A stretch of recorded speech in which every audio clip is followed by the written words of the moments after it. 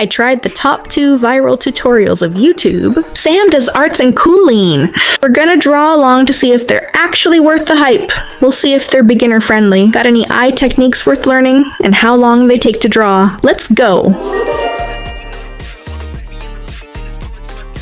You can follow along with me if you want. Yes, I am. So here's the breakdown of what Sam did. Let me get the line art ready first.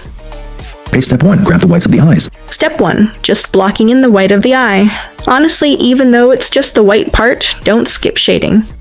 Little shadow here already makes it feel like a 3D eyeball. Step 2. Now you're gonna grab the color for the iris. I'm going for a same soft brown because I'm boring like that, and that's what, Sam did. Step 3. Select a lighter color and figure out where the light source is coming from. In this case, it's also coming from top down. And then he adds that soft gradient toward the bottom. It makes it feel like the light is really hitting it from above. So the key here is light on the bottom equals light from the top. Step 4, now adding the dark pupil and some shadow under the lid. In simple terms, the upper eyelid is blocking light, so there's going to be a soft shadow there. I tried 218 possible brush strokes here to get the same effect.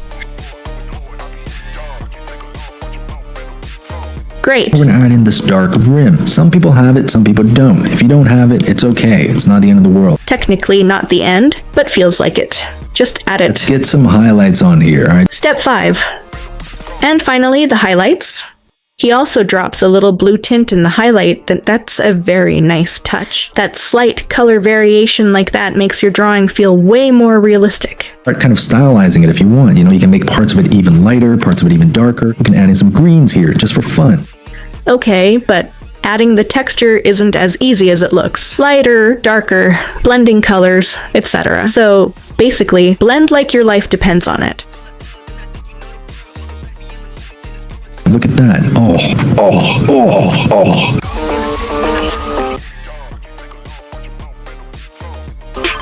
Honestly, having the right brushes makes a big difference. Big takeaway here, lighting logic, flipped shading for depth. But not everything's beginner easy. When he says just blend the shadows softly or add texture to the iris, yeah, that's not a quick win unless you already know how to handle brushes.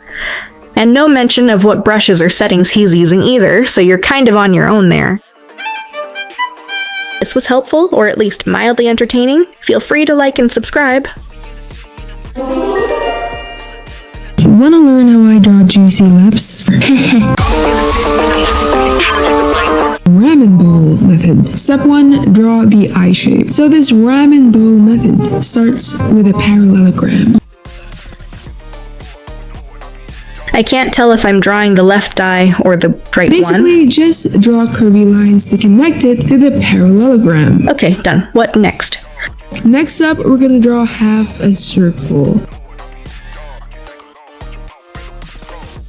Alright, now I'm gonna erase all the guidelines so you guys can see the sketch more clearly.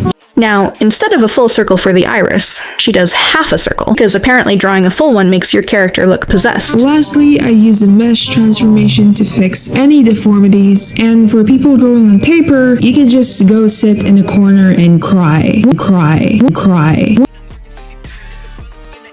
I basically just put large blobs of these 3 colors onto the drawing, and I use my hard brush for this.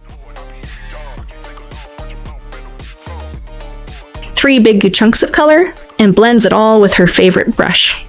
I honestly would have never dared to try blobs before, was fully expecting to sabotage my drawing. It's okay, it's all gonna be okay in the end, just trust the process. But remember to blend and keep blending. Need to shade eyelids slightly darker reddish and blend, and borderline subtle darker red, and again blend. Depending on the direction of the light, blend slightly lighter colors around the eyelid and keep blending. And of course, extra lashes, because lashes equals hot, apparently. Here's another bold move. I'm actually really impressed with this, adding a screen layer at the bottom to boost the shine.